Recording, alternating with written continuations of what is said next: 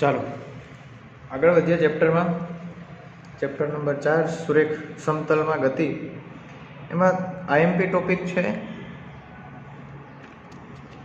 પ્રક્ષિપ્ત ગતિ. પ્રક્ષિપ્ત ગતિમાં એવું છે કે એમાં પદાર્થને આ જમીન સાથે અમુક ખૂણાએ ફેંકવાનો હોય, થીટા જેટલા ખૂણે એને આવી રીતે આમ ફેંકવામાં આવે અને આ પદાર્થ આવી રીતે પરવલય આકારે ગતિ કરી અને પાછો જમીન ઉપર પડે છે. એક્ઝામ્પલ ફોર ક્રિકેટર 6 મારે તો બોલ જે 6 મારે એની ગતિનો આકાર કંઈક આવો થાય. અહીંયાથી કોઈ ફૂટબોલર છે એ ફૂટબોલને કિક મારે તો એ ફૂટબોલ આવી રીતે ગતિ કરીને પડે છે. કોઈ તોપ છે એમાંથી જો ગોળો છોડવામાં આવે તો એ પણ અમુક ખૂણાએ છોડવામાં આવે જે ગતિ કરી અને અમુક અંતર સુધી આવા પરવલય આકારે ગતિ કરી અને પડે. હવે એ સમજતા પહેલાં અહીંયા તમે જોશો તો બોલ છે એની ઊંચાઈ પણ બદલાય છે, મતલબ કે વાય અક્ષ પણ બદલાય છે અને આ અક્ષ ઉપર કંઈક અંતર પણ કાપે છે, એટલે કે એક્સ યામ પણ બદલાય છે. તો પ્રક્ષિપ્ત ગતિમાં એક્સ યામ અને વાય યામ બંને બદલાય છે. જ્યારે આપણે સુરેખ પથ પર ગતિ ભણી ગયા હતા ચેપ્ટર નંબર 3, એમાં કાં તો પદાર્થ સુરેખ પથ પર ગતિ કરતો હોય એના સમીકરણો જોઈ ગયા, કાં પદાર્થ જે છે એ પૃથ્વીના ગુરુત્વાકર્ષી ક્ષેત્રમાં ગતિ કરતો હોય એના માટેના સૂત્ર જોઈ ગયા. તો ગતિના સમીકરણો કંઈક આવા 3 જોઈ ગયા હતા. આ હતા સુરેખ પથ પર ગતિ, એના ગતિના સમીકરણો. પછી મોશન અંડર ગ્રેવિટી,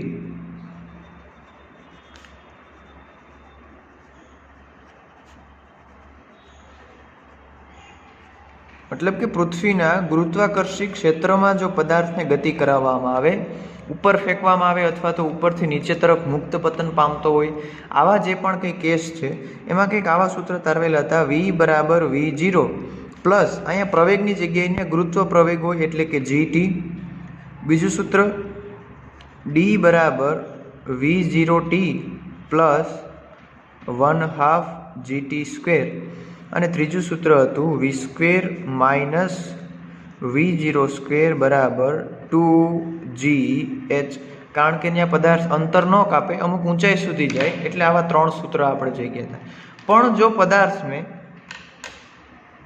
હવે બે કિસ્સા હોય, પદાર્થને ઉપર તરફ ફેંકવામાં આવે કે નીચે તરફ. એક કિસ્સો પદાર્થ નીચેથી ઉપર તરફ જતો અને બીજો કિસ્સો છે પદાર્થ ઉપરથી નીચે તરફ જતો હોય. આવું આપણે ત્રીજા ચેપ્ટરમાં ઓલરેડી ભણી જ ગયા છે. પણ જો અહીંયા પદાર્થ નીચેથી ઉપર તરફ જતો હોય તો ગુરુત્વ પ્રવેગનું મૂલ્ય માઇનસ, ઉપરથી નીચે આવતો હોય તો ગુરુત્વ પ્રવેગનું મૂલ્ય પ્લસ. તો અહીંયા કંઈક સૂત્ર આવું થઈ જાય, V બરાબર V0 માઇનસ GT, D બરાબર V0T માઇનસ 1/2 GT². અને ત્રીજું સૂત્ર થઈ જશે V² માઇનસ V0² બરાબર માઇનસ 2GH. આ જે સૂત્ર છે બ્લેક પેનથી લખેલા છે એ છે પદાર્થ ઉપરથી નીચે આવતો હોય ત્યારે, અને આ જે સૂત્ર છે એ પદાર્થને ઉપર ફેંકવામાં આવે ત્યારના સૂત્ર છે. ચાલો હવે આના ઉપરથી આપણે ઘણા એક્ઝામ્પલ જોયેલા છે કે પદાર્થને આટલા વેગથી ફેંકવામાં આવે તો કેટલી ઊંચાઈ સુધી જાય, કેટલો સમય હવામાં રહેશે, કેટલા વેગથી ફેંકીએ તો આટલી ઊંચાઈ સુધી જાય. આવા બધા એક્ઝામ્પલ જોયેલા હતા. એની ઉપરથી આપણે પહેલું એક્ઝામ્પલ તારવીએ કે પદાર્થને જો ઉપર તરફ ફેંકવામાં આવે તો એ કેટલા સમયે મહત્તમ ઊંચાઈ પ્રાપ્ત કરે. પદાર્થને ઉપર તરફ ફેંકવામાં આવે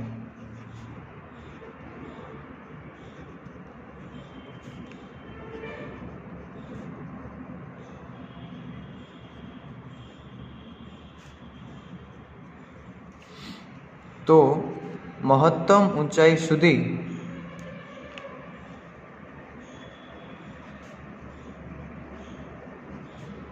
પહોંચવા માટે લાગતો સમય. ચાલો કોઈ પણ પદાર્થને ઉપર તરફ ફેંકવામાં આવે તો મહત્તમ ઊંચાઈ સુધી પહોંચવા માટે લાગતો સમયગાળો કેટલો. ચાલો અહીં આકૃતિ દ્વારા સમજીએ. ધારો કે આ જમીનની સપાટી છે, અહીંયાથી કોઈ એક પદાર્થને ઉપર તરફ ફેંકી દીધો. ધારો કે એનો પ્રારંભિક વેગ છે V0. હવે આ પદાર્થ આવી રીતે ઉપર તરફ ગતિ કરતો કરતો જશે, અમુક ઊંચાઈ સુધી જશે, પછી પાછો અહીંયાથી આ પદાર્થ છે એ નીચેની બાજુ ગતિ કરી અને પાછો જમીન સુધી આવે. તો આ પદાર્થને આ મહત્તમ ઊંચાઈ પ્રાપ્ત કરવા માટે કેટલો સમય લાગે છે? તો મહત્તમ ઊંચાઈએ પહોંચે ત્યારે એનો વેગ કેટલો હોય? 0 મીટર પ્રતિ સેકન્ડ. કોઈ પણ પદાર્થનો મહત્તમ ઊંચાઈએ વેગ 0 મીટર પર સેકન્ડ હોય. આપણે સમયગાળો મેળવવાનો છે તો આપણે પહેલું સૂત્ર વાપરીએ, v બરાબર v0 minus GT. Minus GT શા માટે? કારણ કે આ પદાર્થ ઉપર જાય છે. અંતિમ વેગ તો પદાર્થનો મહત્તમ ઊંચાઈ કેટલો હોય? 0. તો કે આવું થઈ જાય, v0 બરાબર gt. માટે t બરાબર v0 અપોન g, અથવા તો v0 ની જગ્યાએ u પણ હોઈ શકે, તો u અપોન g. આ સૂત્ર થઈ ગયું પદાર્થને મહત્તમ ઊંચાઈએ પહોંચવા માટે લાગતો સમય. ચાલો હવે માની લો કે પદાર્થને અહીંથી તમે ફેંકો, 3 સેકન્ડે ઉપર પહોંચ્યો, તો ઉપરથી પાછો નીચે આવવા માટે પણ 3 સેકન્ડ જ થાય. તો પદાર્થ હવામાં કુલ કેટલો ટાઈમ રહે? તો કે ફેંકો ત્યાંથી 3 સેકન્ડ ઉપર જવા માટે, 3 સેકન્ડ નીચે આવવા માટે, તો ટોટલ ટાઈમ કેટલો થયો? 6 સેકન્ડ. તો કુલ ઉડ્ડયન સમય કહેવાય એને. અને કુલ ઉડ્ડયન સમય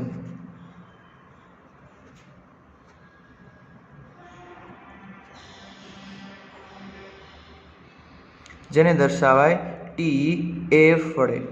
ટોટલ ટાઈમ ઓફ ફ્લાઇટ, એટલે કે હવામાં કેટલો સમય રહેશે એની વાત છે. તો એ હવામાં કેટલો સમય રહી? તો કે ઉપર પહોંચતા જેટલી વાર લાગે એના કરતાં ડબલ. ઉપર પહોંચવા માટે t, પાછું નીચે આવવા માટે t, એટલે t પ્લસ t એટલે 2t. એટલે ટોટલ ઉડ્ડયન સમય TF કેટલો થઈ જશે? 2u અપોન g, અથવા તો 2v0 અપોન g. આ સમયગાળો મળી ગયો. પદાર્થને ઉપર તરફ ફેંકવામાં આવે તો કુલ કેટલો સમય હવામાં રહે એનું સૂત્ર 2u અપોન g. કેટલા સમયે મહત્તમ ઊંચાઈએ પહોંચે એના માટેનું સૂત્ર u અપોન g. ચાલો, આ સમયની વાત હતી. પછી આપણે આગળ એવું જોઈ ગયા હતા કે મહત્તમ ઊંચાઈ કેટલી પ્રાપ્ત કરશે, પદાર્થ કેટલી ઊંચાઈ પ્રાપ્ત કરે એના માટેનું પણ સૂત્ર. કેવું સૂત્ર હતું? તો કે ધારો કે પદાર્થને u વેગથી ફેંકવામાં આવે તો મહત્તમ ઊંચાઈ સુધી પહોંચવા માટે કેટલો સમય લાગશે? મહત્તમ ઊંચાઈ સુધી પહોંચવા માટે કેટલો સમય મળી ગયો આપણે. હવે કેટલી ઊંચાઈ પ્રાપ્ત કરશે? ધારો કે v0 વેગથી ઉપર તરફ ફેંકતા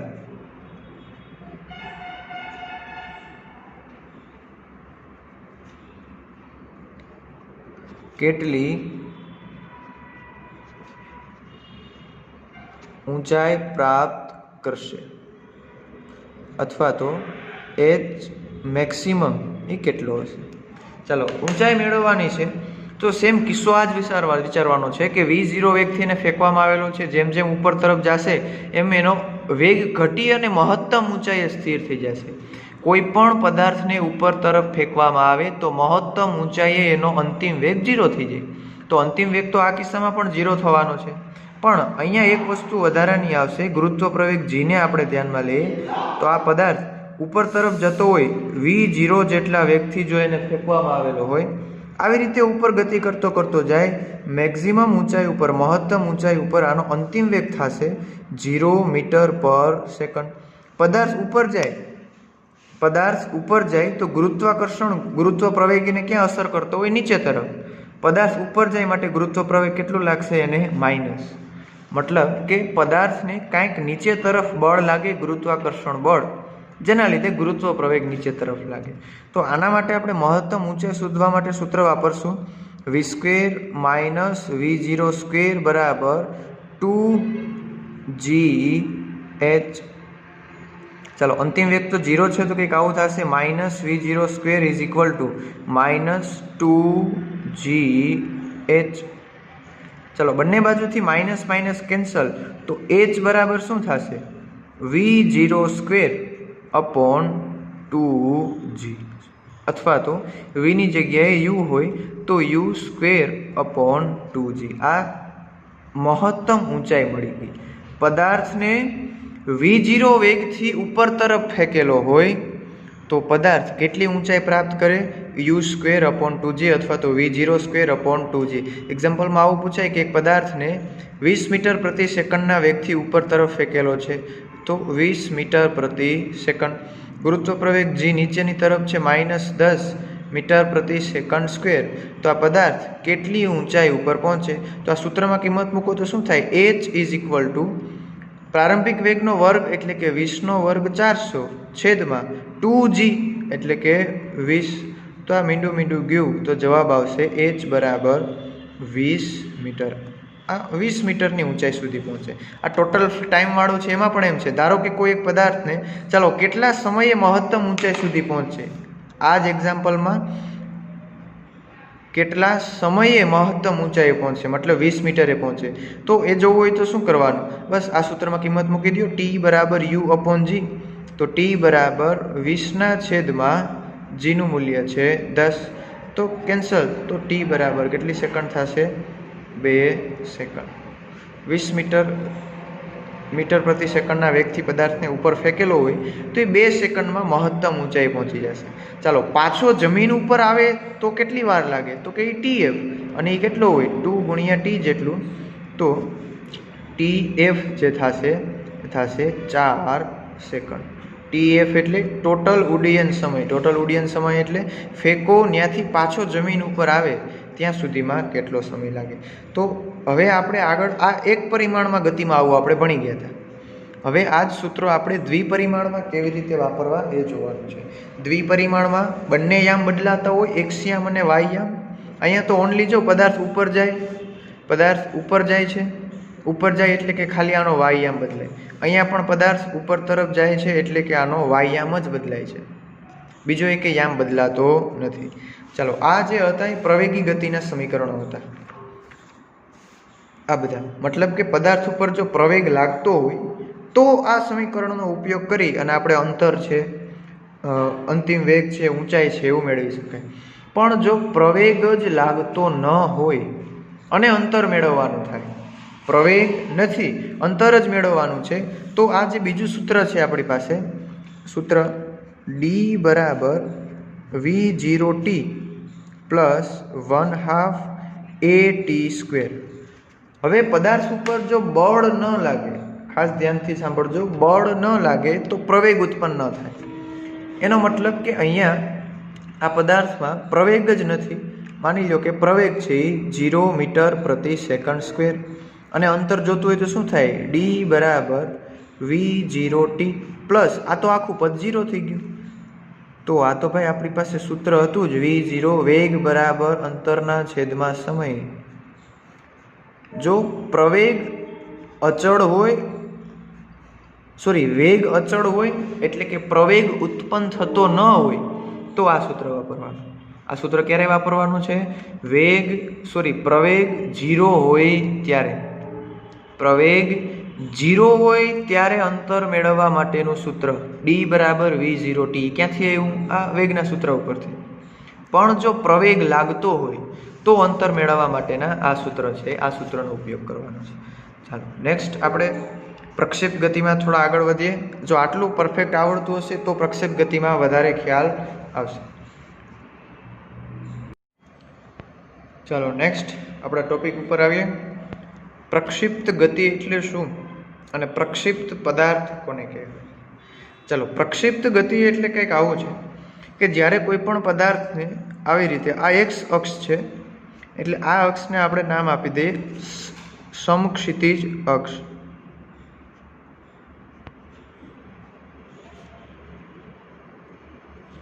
અને આ y અક્ષ છે, આને આપણે કહીએ શિરોલંબ અક્ષ.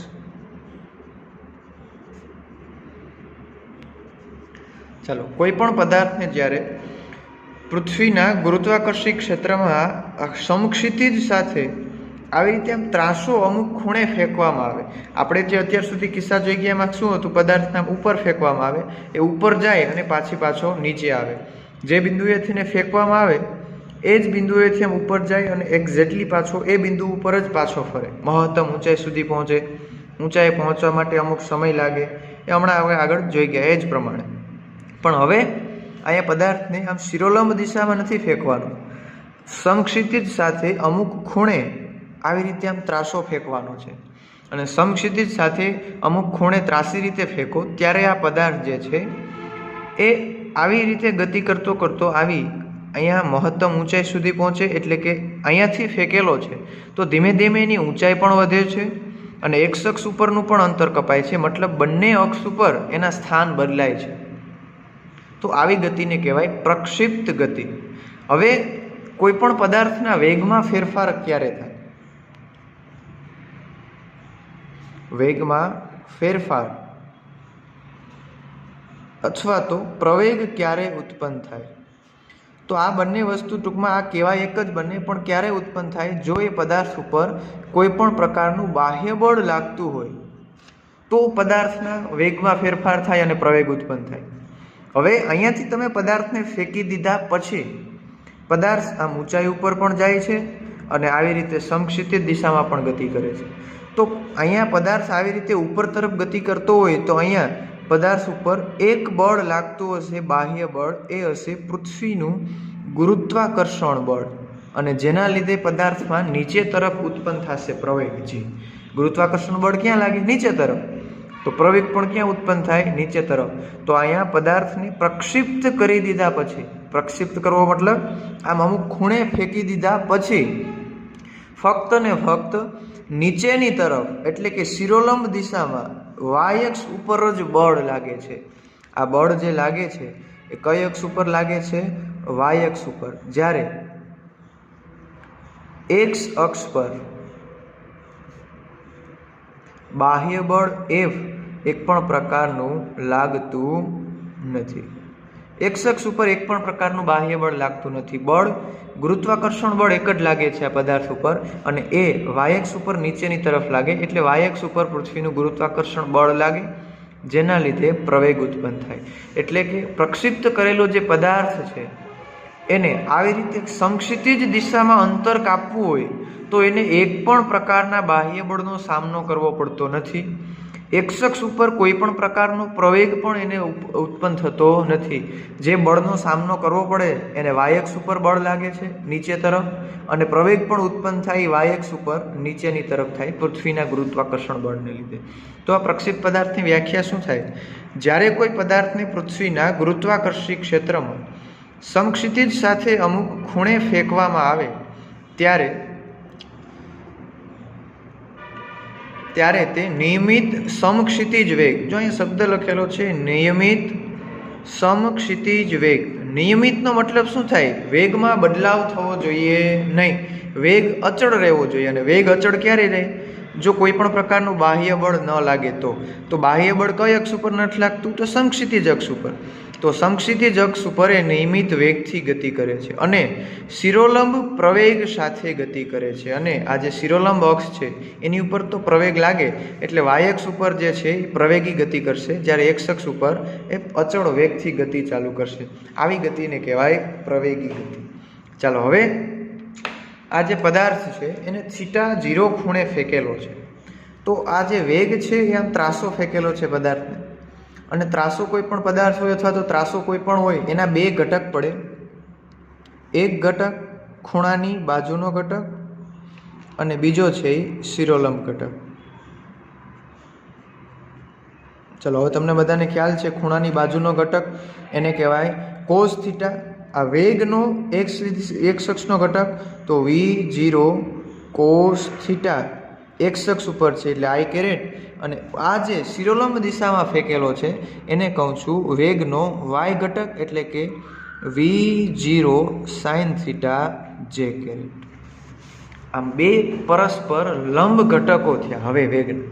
એનો મતલબ એવો થયો કે પદાર્થ એક્સ અક્ષ ઉપર ગતિ કરશે કેટલા વેગથી?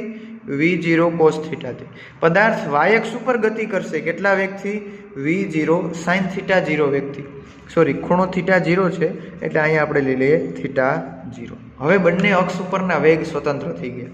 એક્સ અક્ષ માટેનો કોસ થીટા, વાય અક્ષ માટેનો સાઇન થીટા, અને આવી રીતે એને ફેંકેલો હતો. ચાલો, તો આ V0 એક્સ કોસ થીટા છે એને આવું કહી શકાય એક્સ અક્ષ ઉપરનો વેગ, એટલે કે V0 એક્સ, અને V0 સાઇન થીટા છે એને કહી શકાય વાય અક્ષ ઉપરનો વેગ, એટલે કે V0 વાય. આવી રીતે પ્રક્ષિપ્ત ગતિ ચાલુ થાય. જેવો પદાર્થને ફેંકો ત્રાસો એટલે એના બે ઘટક પડી જાય. એક ઘટક એક્સ અક્ષ ઉપરનો ઘટક વેગનો અને બીજો વેગનો વાય એક્સ ઉપરનો ઘટક. હવે એક્સ અક્ષ ઉપર કોઈ પણ પ્રકારનું બાહ્ય બળ લાગતો નથી એટલે ત્યાં એક્સ અક્ષ ઉપર એનો વેગ આટલો અચળ જ રહેશે. વાય એક્સ ઉપર એને બળ લાગે છે નીચે તરફ એટલે કે વાય એક્સ ઉપરનો જે વેગ છે પદાર્થ જેમ જેમ ઉપર તરફ જતો જશે એમ ઘટતો જશે. મહત્તમ ઊંચાઈએ વાય એક્સ ઉપરનો પ્રવેગ 0 થઈ જશે. પછી પાછો અહીંયાથી પાછો એનો વેગ કઈ બાજુ હશે? નીચે તરફ. જેમ આપણે પદાર્થને ઉપર તરફ ફેંકીએ ઉપર તરફ જતો જાય એમ વેગ ઘટતો જાય, મહત્તમ ઊંચાઈએ સ્થિર થાય અને પાછો નીચે આવે. બસ એવી જ રીતે આ બે જે ઘટના છે એને સ્વતંત્ર ઘટના લઈ લ્યો. આ જે ઉપર તરફ જાય એને મોશન અંડર ગ્રેવિટી અને આ સુરેખ પથ પર ગતિ.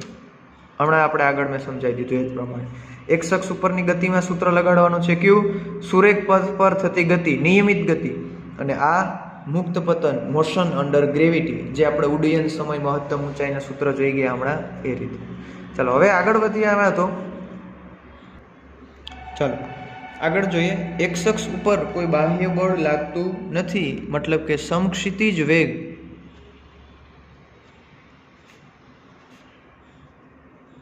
સમગ્ર ગતિ દરમિયાન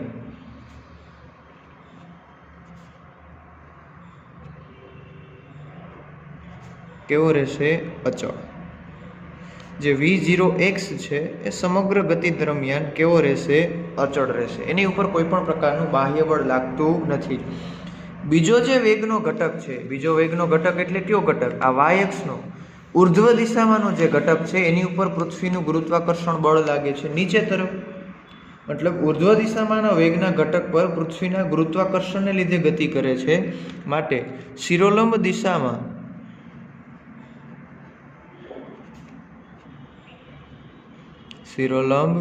દિશામાં પદાર્થ પ્રવેગી ગતિ કરશે. એક્સ અક્ષ ઉપર કોઈ પણ પ્રકારનું બાહ્ય બળ લાગતું નથી, મતલબ કે એક્સ અક્ષ ઉપરનો વેગ અચળ રહેશે. વાય એક્સ ઉપર એને નીચે તરફ પૃથ્વીનું ગુરુત્વાકર્ષણ બળ લાગે છે એટલે વાય એક્સ ઉપર એ પ્રવેગી ગતિ કરશે અને એની ઉપર બળ લાગતું હશે નીચે તરફ. ચાલો હવે માની લો કે આ પદાર્થ જે છે એ ગતિ કરતો કરતો અહીંયા પહોંચે આ બિંદુ આગળ, અને આ બિંદુને હું નામ આપી દઉં છું ક્યુ. અત્યારે જે આ પદાર્થ છે એ ક્યુ બિંદુ આગળ છે. પદાર્થને ફેંકી દીધા પછી એ અહીંયા ક્યુ બિંદુ આગળ છે.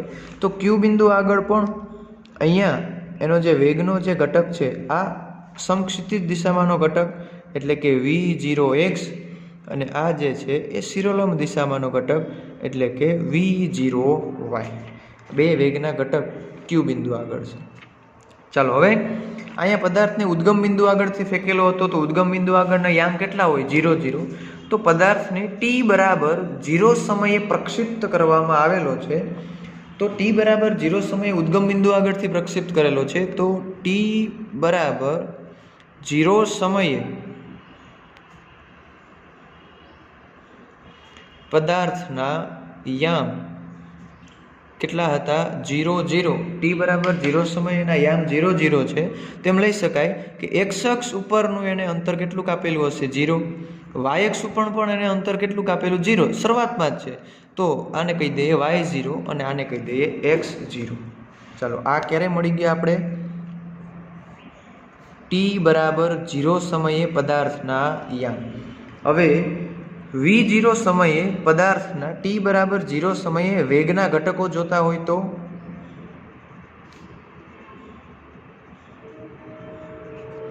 પદાર્થના વેગના ઘટકો. ચાલો શરૂઆતના સમયે વેગના કેટલા ઘટકો હતા? 2.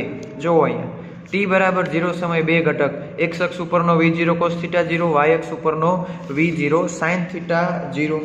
તો વેગના પણ 2 ઘટકો લઈ શકાય. v0x એટલે કે એક્સ અક્ષ ઉપર વેગનો ઘટક કેટલો થશે? v0 cos θ 0 i કેરેટ, અને વાય અક્ષ ઉપરનો વેગનો ઘટક v0y is equal to v0 sin θ 0 અને એ થઈ જશે જે કેરેટ. આ મેળા આપણે t બરાબર 0 સમયે પદાર્થના વેગના ઘટકો. પહેલાં આપણે t બરાબર 0 સમયે મેળવી લઈએ, પછી t બરાબર અમુક સમય ગતિ કરેલી પછી ચાલો આ સ્થાનના ઘટકો, આ વેગ અને t બરાબર 0 સમયે પ્રવેગ.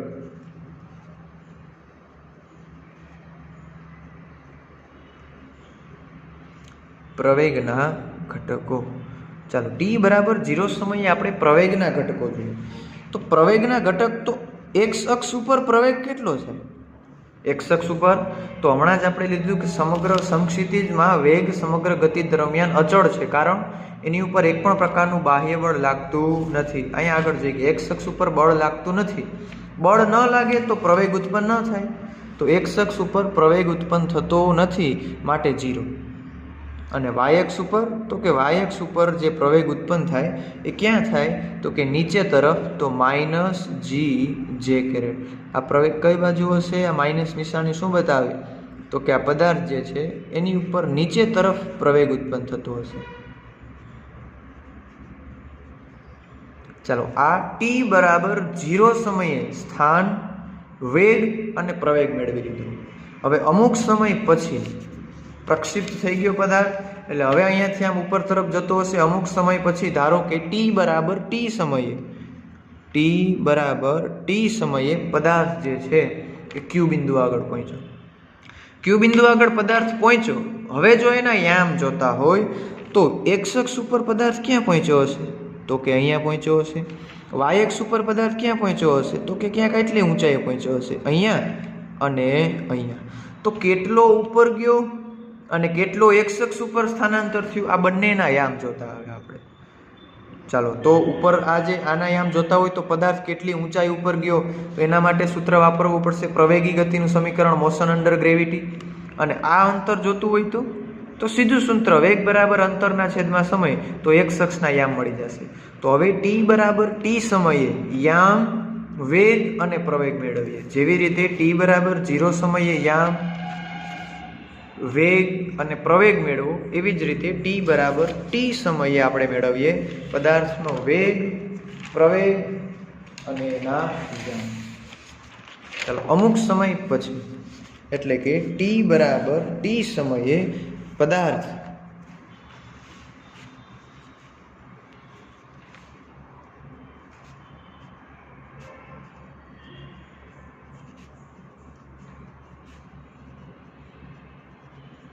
આકૃતિમાં દર્શાવ્યા પ્રમાણે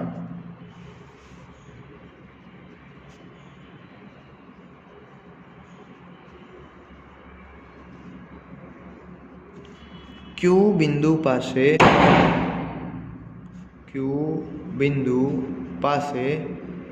હશે. ચાલો, થોડો સમય પછી પદાર્થ ક્યાં હશે? Q બિંદુ પાસે. ચાલો, પેજ બદલી ગયું છે, આકૃતિ વ્યવસ્થિત જોઈ લેજો. અહીંયા પદાર્થ છે, અહીંયા x યામ કંઈક બદલીને વધી ગયા, y યામ પણ વધી ગયા. હવે એના યામ લખવા છે અહીંયા, અને અહીંયા યામ કેટલા હશે, પછી આ વેગ અને આ વેગ કેટલો થયો હશે, અને એના પ્રવેગમાં શું ફેરફાર થયો હશે. ચાલો, તો t બરાબર t સમયે જો એના યામ લખવા હોય તો યામ કેવી રીતે લખશું? ચાલો, t બરાબર t સમયે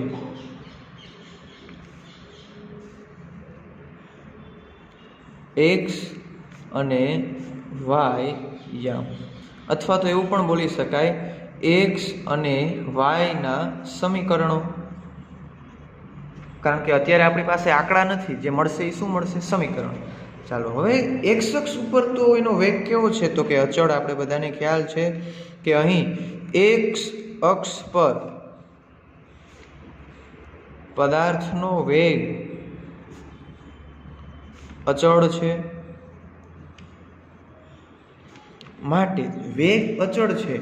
વેગ અચળ છે તો સીધું સૂત્ર વાપરી શકાય કે x અક્ષ ઉપરનો વેગ બરાબર પદાર્થે કાપેલું અંતર છેદમાં સમય. આપણે તો શું મેળવવાનું છે? એનું અંતર x અક્ષ ઉપર કેટલું કાપેલું છે, અથવા તો આમ પણ લખી શકાય x અક્ષ ઉપર કાપેલું અંતર છેદમાં સમય.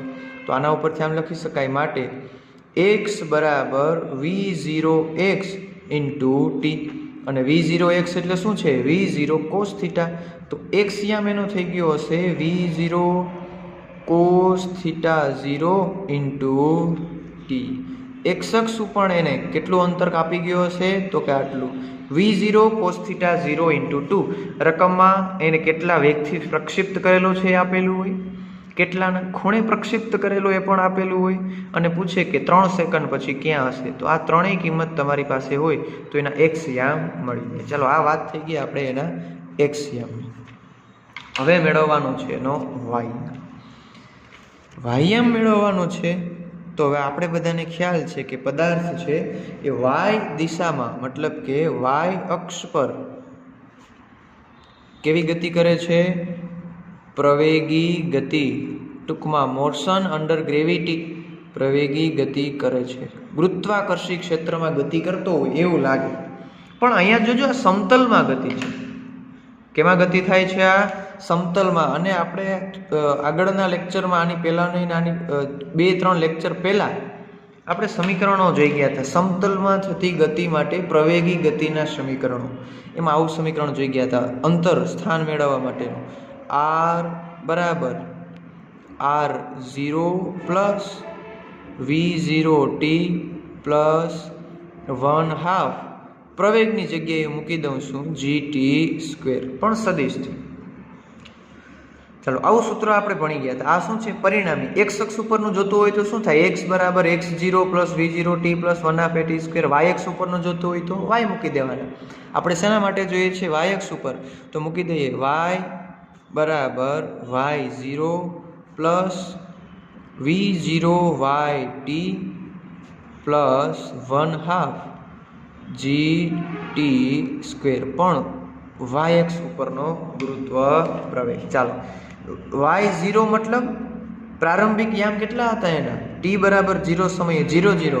તો આવું કંઈક લખી શકાય કે y બરાબર અહીંયા શું છે? v0y મતલબ શું લખી શકાય? v0 sin θ0 into t. આ શું કર્યું? v0y એની જગ્યાએ શું મૂકી દીધું? v0 sin θ0, y અક્ષ ઉપરનો વેગ આકૃતિ પરથી, પ્લસ 1/2. ચાલો વાય અક્ષ ઉપર ગુરુત્વ પ્રવેગ કેવો છે? નીચેની તરફ gt². તો બસ આ આપણે વાય અક્ષ ઉપર પદાર્થ કેટલો ઉપર ગયો છે એ સમીકરણ મળી ગયું. y બરાબર v0 sin θ0 into t minus 1/2 gt². આ સમીકરણ પદાર્થ કેટલો વાય અક્ષ ઉપર સ્થાનાંતર કરેલો હશે એનું સમીકરણ મળી ગયું. તો એક્સ અક્ષ ઉપર કેટલું સ્થાનાંતર કર્યો હશે? આટલું. વાય અક્ષ ઉપર આટલું. આમાં પણ તમને વેગ અને ખૂણો આપી દીધો હોય અને સમય આપી દીધો હોય તો વાય અક્ષ ઉપર કેટલું સ્થાનાંતર કરે એ તમે આરામથી મેળવી શકો. હવે t બરાબર t સમયે, મતલબ કે જે ક્યુ બિંદુ છે, સ્થાન મળી ગયા. હવે શું મેળવવાનું છે? વેગ. t બરાબર t સમયે પદાર્થનો વેગ. t બરાબર t સમયે વેગના ઘટકો. જેમ t બરાબર 0 સમયે આપણે મેળવેલું છે એવી જ રીતે આપણે t બરાબર t સમયે મેળવવાનું છે. ચાલો t બરાબર t સમયે વેગના ઘટકો શું થશે? વિચારો. t બરાબર t સમયે વેગના ઘટકો. વેગ એટલે કે પ્રારંભિક વેગ v0 અને t બિંદુએ, મતલબ કે t બરાબર t સમયે q બિંદુએ એનો કંઈક વેગ બદલાઈ ગયો છે.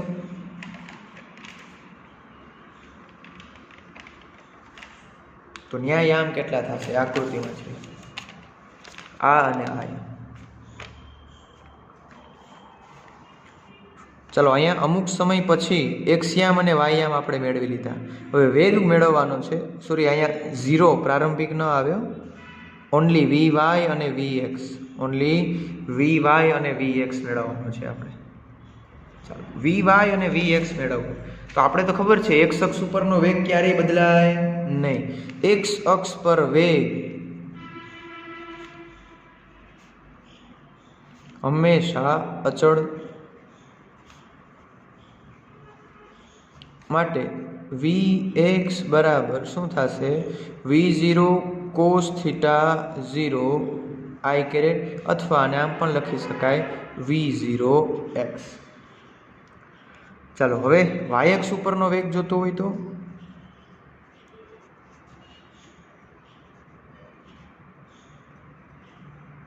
ચાલો y અક્ષ ઉપરનો વેગ મેળવવાનો છે. તો તમારી પાસે પ્રારંભિક વેગ છે, ગુરુત્વ પ્રવેગ છે અને અંતિમ વેગ જોતો હોય તો આપણી પાસે સમીકરણ છે v બરાબર v0 માઇનસ gt. કેવી રીતે માઇનસ લીધો હોય બધાને ખ્યાલ આવી ગયો હશે. તો આ yx ઉપરનો વેગ vy બરાબર v0 sin θ0 માઇનસ gt. આ મળી ગયો ક્યુ બિંદુ આગળ અમુક સમય પછી પદાર્થનો વેગ આટલો હશે. આ સમીકરણ બધા ખાસ યાદ રાખવાના છે. આ 4 ટોપિક 2 લેક્ચરે પૂરો થશે, પછી બંને લેક્ચર પૂરો થાય પછી વ્યવસ્થિત તમારે એક વખત બંને લેક્ચર જોઈ અને 2 વખત આ બધા સમીકરણો જ્યાં બોક્સ કરું છું એ બધા લખવાના છે. ચલો, આ એના યાદ મળી ગયા છે. મતલબ અહીંયા જોવા શું મળ્યું કે એક્સ અક્ષ ઉપરના જે વેગનો ઘટક છે એ અચળ હોય. ટી બરાબર 0 સમયે આટલો જ હતો, ટી બરાબર ટી સમયે આટલો જ છે. વાયએક્સ ઉપરનો યામ બદલાઈ ગયો. ટી બરાબર 0 સમયે શું હતું? v0 y બરાબર આટલું હતું, v0 sin θ0 j કેરેટ. અત્યારે બદલાય અને આટલું થઈ ગયો gt. રેડી? ચાલો, આજના લેક્ચર માટે અહીંયા સુધી રાખીએ. કાલે હવે આપણે આગળ વધશું. આગળના લેક્ચરમાં આપણે જોશું પ્રક્ષિપ્ત ગતિ પદાર્થ કરતો હોય તો એનો આકાર જે છે આ પર્વલય આકાર આકૃતિમાં આપણે જોઈ ગયા. ત્યારે બીજા લેક્ચરમાં આપણે ભૂલી જશું કે એનો આકાર પર્વલય છે. આ આકારને કયો આકાર કહેવાય? પર્વલય. આપણે મેથેમેટિકલી સાબિત કરવાનું છે સમીકરણ તારવીને કે આ પર્વલય આકાર છે. પછી આપણે જોવાનું છે કે આ જે પદાર્થ છે એને મહત્તમ ઊંચાઈ એ જ છે, એ ઊંચાઈ કેટલી હોય એનું સમીકરણ ઊંચાઈ મેળવવા માટેનું. અહીંયાથી અહીંયા સુધી પહોંચવા માટે લાગતો કુલ સમય, ઉડ્ડયન સમય TF મેળવવાનું સૂત્ર તારવશું. અને જ્યાંથી ફેંકો છે તો કેટલી દૂર પડશે એના સૂત્ર પણ આપણે તારવાનું છે. પહેલું સૂત્ર ઊંચાઈનું સૂત્ર, બીજું કેટલો દૂર પડશે અને ત્રીજું સૂત્ર કે કુલ ઉડ્ડયન સમય કેટલો. આ 3 સૂત્ર તારવશું અને હજી મેઇન સૂત્ર જે છે એ આ જે આકાર શેપ છે પેરાબોલા એ સાબિત કરવા માટેનું સૂત્ર હશે. ચાલો, આજે જેટલું ભણ્યા એટલું વ્યવસ્થિત રીતે તૈયાર હોવું જોઈએ. તો પહેલાં ખાસ આ ધ્યાનમાં રાખવાનું છે બધાએ, મોશન અંડર ગ્રેવિટી આ સૂત્ર બધાએ. અને એના ઉપરથી ઊંચાઈ ઉપર પહોંચવા માટે લાગતો સમય u/g, પાછો જમીન ઉપર આવવા માટે લાગતો સમય 2u/g, મહત્તમ ઊંચાઈ પ્રાપ્ત કરવા માટે u²/2g. આ 2 આપણે એક્ઝામ્પલ જોઈ લીધા કેવી રીતે હોય. પછી આના ઉપરથી જો ક્લિયર હશે તો આગળ જે આપણે સૂત્રો તારવવાના છે પ્રક્ષિપ્ત ગતિ માટે, કેટલો સમયગાળો લાગશે અહીંયાથી અહીંયા આવવા માટે, કેટલી ઊંચાઈ પહોંચશે, કેટલું અંતર કાપશે, એ જો એ આગળ આપણે કન્સેપ્ટ ક્લિયર હશે તો થશે. ચાલો, એના પછી જોઈ ગયા આપણે પ્રક્ષિપ્ત ગતિ એટલે શું, પ્રક્ષિપ્ત પદાર્થ એટલે શું.